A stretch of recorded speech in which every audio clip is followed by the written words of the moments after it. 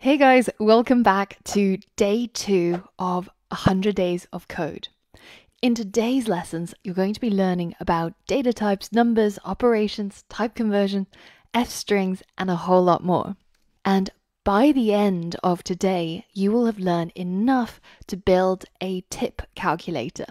So it looks a bit like this. It says, welcome to the tip calculator. It asks you for the total bill that you need to pay.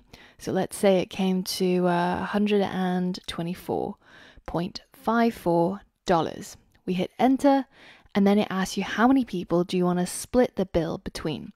So let's say there's 5 of us having the meal, and it asks you finally, what percentage tip would you like to give?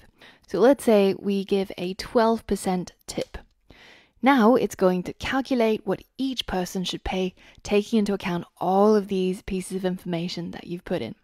So I know that I'm pretty bad at maths, especially when it comes to splitting bills, and I'm normally the person who just says, yeah, just tell me what I need to pay so I don't have to calculate it.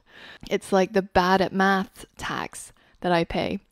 But in order to build this, you're going to need to learn some new skills, including working with numbers, converting data types from one type to another, and a whole lot more.